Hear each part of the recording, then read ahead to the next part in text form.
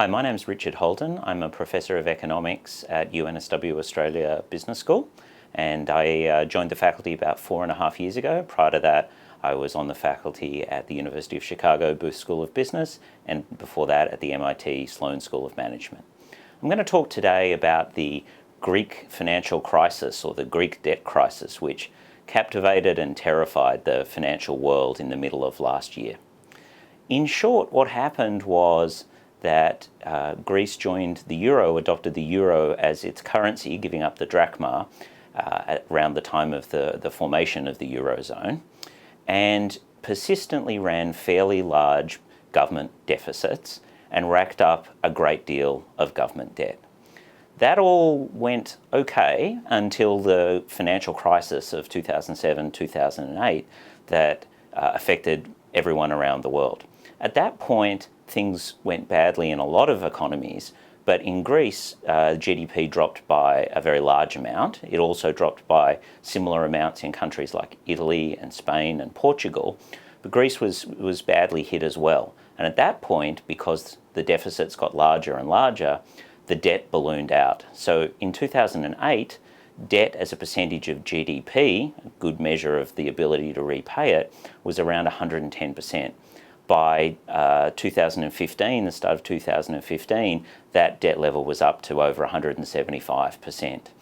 And at this point, and slightly before it, credit markets and creditors became very nervous about Greece's ability to repay that debt. That led to a crisis of confidence and more money flooding out of Greece. At the end of the day, what happened was there was a left-wing government that was elected, who took a very hard line against the measures that Europe wanted to enforce in order to restructure and get the debt repaid. And that led to essentially a game of chicken between the left-wing Syriza party and the European authorities. This all ended up okay in the end. The way the story ends is there was an 86 billion euro bailout package that contained quite a lot of tough measures in it as well that ended up passing the Greek parliament. Crisis was averted, and even though Greece defaulted on its debt, its sovereign debt, crisis was averted, and we avoided a kind of global meltdown that some people said could have occurred. But along the way, things got really dicey and very concerning, and it's those details in the middle of 2015 that are really interesting for thinking about how financial markets work and some of the ways that modern economies are interconnected. So this really starts to hit ahead in early June of 2015. At this point, the Greek economy is going poorly enough, in fact it's getting worse and worse, and debt levels have risen so much that credit markets start getting deeply concerned, as well as officials at the IMF, the ECB, and people in the European Union. People are very concerned that Greece is going to default on its sovereign debt. The government is actually going to have payment default and not be able to make payments on their loans.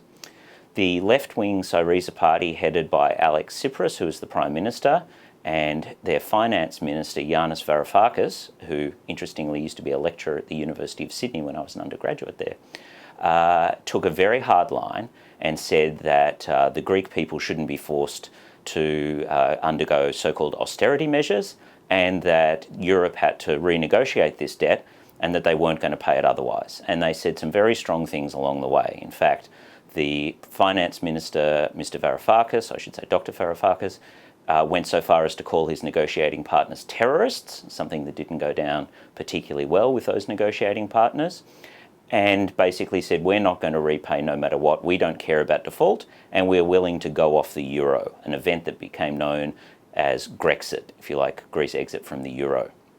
Now, at this time, there was a lot of commentary about how worried the rest of the world should be about this. And a lot of commentators and pundits said, look, we shouldn't worry too much about this. Greece is a pretty small country in the scheme of the euro and certainly in the scheme of the global economy. This isn't a big deal. A lot of the loans have already been restructured beforehand, and we shouldn't be too worried about default on those loans. And really, there's nothing much to worry about. I wrote a piece in the Australian Financial Review in early June saying I wasn't so sure about that in a world where economies are radically more interconnected, where a lot of these loans are actually sold off balance sheet and held by hedge funds in securitized vehicles who are making bets on the fourth derivative of volatility on goodness knows what index, we should be very worried about the interconnectedness of the world. And I pointed to long-term capital management, or LTCM, which was really a pretty small little, I think I described it as a rinky-dink little hedge fund of about $2 billion back in the late 90s. And a lot of people said similar things at the time. Let's not worry if LTCM defaults, what could really happen? Well, LTCM nearly brought the entire financial system of the world to a halt, precisely because of all this interconnectedness. And that interconnectedness had only become more advanced and financial products more advanced since then. So I was concerned about that, and as were others, most notably US former Treasury Secretary Larry Summers, who warned of Greece becoming a potentially failed state if this occurred. Europe was worried about it, as was the IMF, and they were trying to negotiate with Greece to restructure the debt in some way. But Tsipras and Varoufakis would have none of this, and in fact they got to the point where they said, look, we're going to hold a referendum of the Greek people, the first referendum since 1974, and the only one since modern Greece was founded on a non-constitutional matter, to see what the people have to say about this. And it seemed to be their thinking was the people are going to tell us not to adopt these measures, and we're going to go back to the negotiating table and say, see, the people are behind us and we're not budging. Well, that turned out to be a very poor strategy indeed, which a number of people, yours truly included, predicted at the time.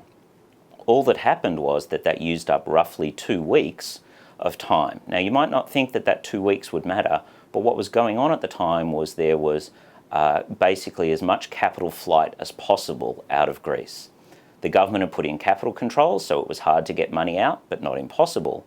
But more to the point, the people of Greece, the populace of Greece, were incredibly worried about the solvency of the banks. So they were taking as much money out of the banks and sticking it under the mattress as they possibly could. And that was leading to a bank run. Banks don't hold every dollar that they need to repay people. In fact, they typically hold much less than 10% of that. So if everyone wants their money back at once, you've got a big problem. And that's exactly what happened during the classic bank runs in the Great Depression in the United States and other places. So there was basically a bank run. The Syriza party put in controls so that people could only get 60 euros a day out of ATMs, and there was chaos. Businesses were not able to pay their debts, they were shutting down, there was a huge contraction of the economy, possibly by as much as half, and so Greece was basically cratering during this time.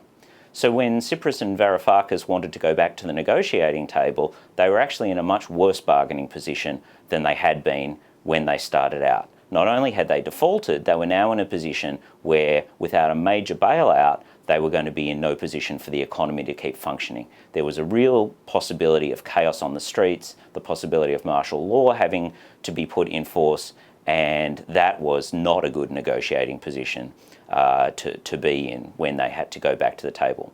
Tsipras, actually, who I thought at the time had played his hand quite poorly, fired Varoufakis, put in someone who may or may not have been all that much better or all that much more distinguished, but at least was a fresh face.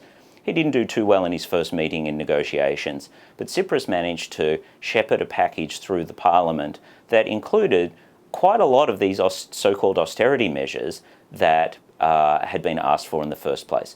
Raising the goods and services tax or the value-added tax there, cutting back on public sector payrolls, putting restrictions on pensions, basically things to try and get the government's books back into shape.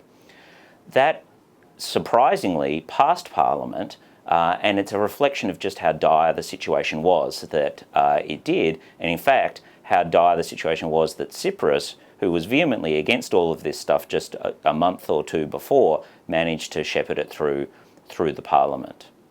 That saved Greece in the end, but along the way we learned a lot of valuable lessons about how interconnected the global economy is now, and how quickly there can be a bank run essentially on an entire economy. So bank runs have been stopped in places like the US and Australia through deposit insurance schemes. So that causes people to believe that their money is going to be safe in the bank. That belief causes other people to believe that it'll be safe, and so there's no point in running, and that creates a virtuous circle rather than the vicious one of a bank run.